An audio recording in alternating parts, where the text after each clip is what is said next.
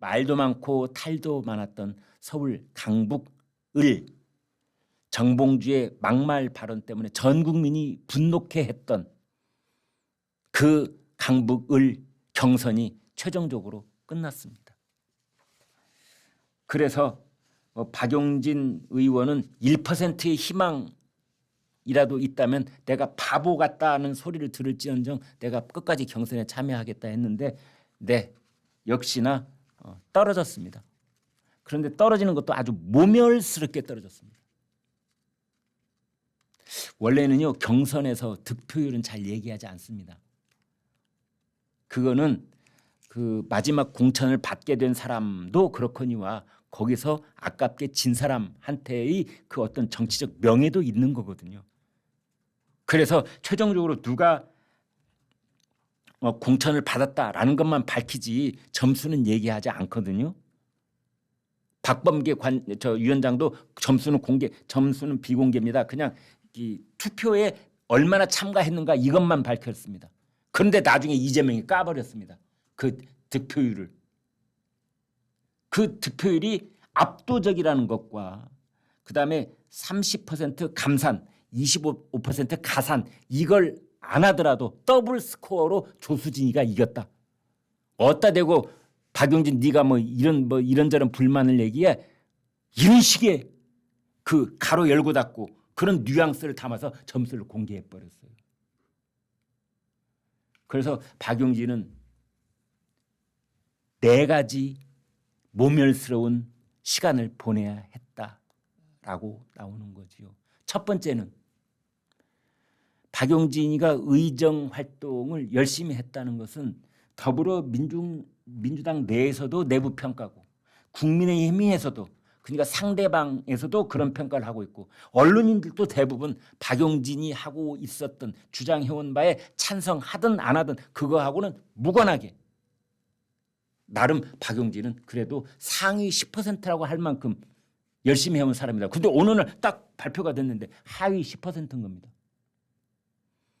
여기가 첫 번째 박용진에게 가해졌던 모멸인 겁니다. 두 번째로는 경선을 치르게 한 겁니다. 경선. 사실은 많은 의원들이 더불어민주당의 많은 의원들이 하위 10%다라는 것을 아는 순간 바로 박차고 당을 빠져나와 버렸었죠. 근데 박용진은 안 나갔던 겁니다. 그때 다들 그랬습니다. 박용진이 제일 먼저 당을 박차고 나갈 것이다. 그래서 새로운 미래에 합류를 하든 개혁신당에 합류를 하든 그렇게 하지 않을까 했는데 안 나갔거든요. 그리고 그 모멸의 순간을 참으면서 1차 경선을 치렀습니다. 그리고 그 두 번째 모멸이 있었고 세 번째의 모멸은 정봉주하고 결선을 치르게 한 겁니다. 정봉주하고. 그게 두 번째 경선이자 세 번째 모멸의 순간 정봉주하고 결선.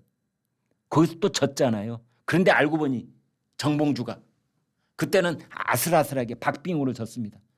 그냥 점수는 박용진이 더 많은데 이제 감산을 하다 보니까 박용진의 점수를 깎아내리다 보니까 이제 정봉주가 이기게 된 결과였거든요. 그 작은 차이로. 근데 알고 보니 이제 정봉주는 그 목발 경품 발언. 이거 한마디 그러고도 그거 말고도 이게 산처럼 쌓인 그런 막말들이 있는데 다 치우고 목발 경품 4글자로 정봉주는 그냥 목이 달아난 겁니다. 이렇게 됐는데 그러면 당연히 차점자였던 박용진한테 이제 공천을 줄 줄 알았더니 아니 이게 웬일이랍니까? 세 번째 경선하라. 조수진하고. 여기에도 박용진은 4번째 모멸 참여를 한 겁니다. 그래서 이제 전국에 있는 권리당원 70%, 강북 의뢰에 있는 권리당원 30% 이렇게 해가지고 투표를 경선을 이틀 동안 했는데 딱 열어보니까 가산 감산 안 하고도 더블 스코어더라. 이걸 이재명 대표가 자신의 입으로 발표를 한 겁니다.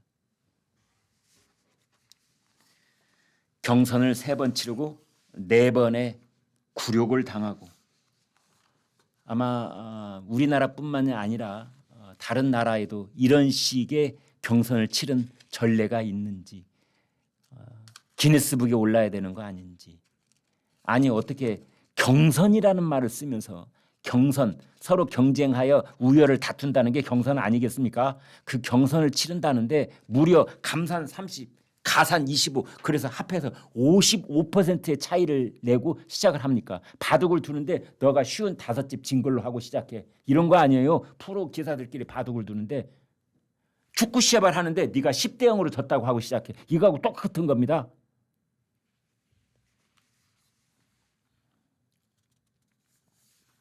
그러는 사이에 조수진이는 또 뭐라고 했느냐.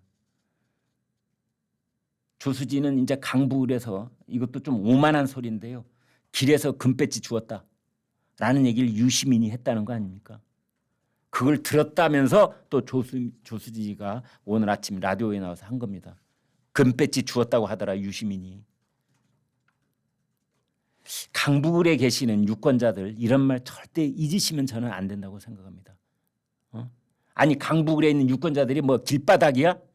강북이 길바닥이냐고.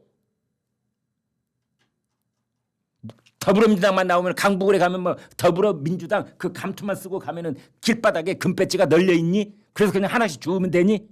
강북이 그런 데야? 이 사람들 머릿속에 들어있는 그 국회의원이라는 것을 보는 그 이 사람들의 근본적인 저 바닥의식, 그리고 유권자를 바라보는 그 바닥의식, 이게 여기 있다는 것을 우리는 발견하기 때문에 이렇게 목소리가 커지고 흥분하게 되는 겁니다. 아니 금배지를 길바닥에서 줍다니.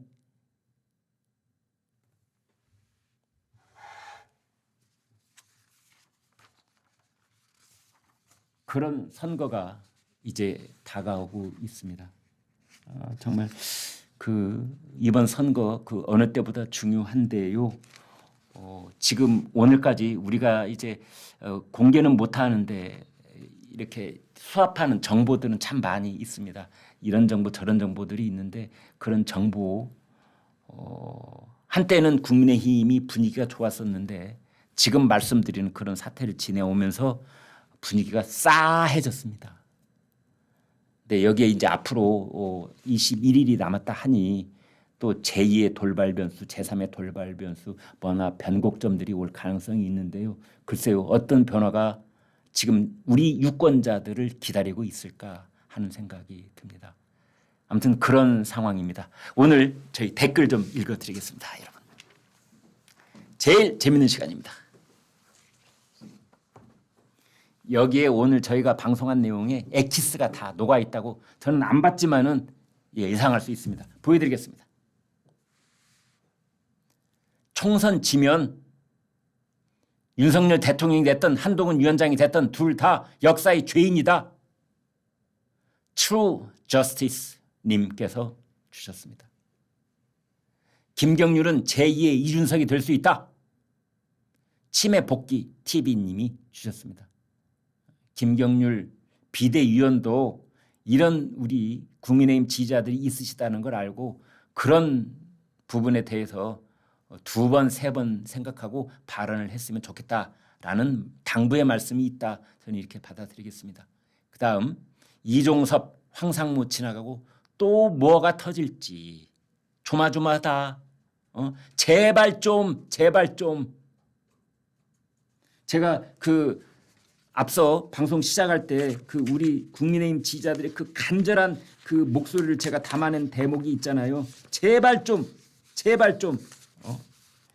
예초에 빌미를 주지 말자. 제발 빌미 좀 주지 말자. 그 말씀 드렸잖아요. 똑같은 말씀을 지금 해주고 계시는 겁니다.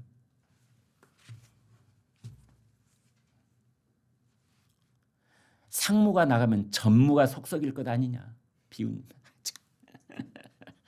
허탈한 웃음이 나오기도 하고요. 네, 정말 자나깨나 말조심. 이제 말 한마디 잘못하면 끝입니다. 그거를 복원할 길이 없습니다. 복원할 길이 없습니다. 일본말로 반가이 할 시간이 없습니다. 언제부터 범죄자가 대통령 끄집어내려는 나라가 됐지. 그러게 말입니다. CKK 킴님. 그러게 말입니다. 예수 이젠 이재명 신격화. 한다 됐다님. 조국을 예수에 비유한 그런 인사들이 몇몇 있었죠. 네. 여기까지 여러분 댓글 같이 읽어봤습니다.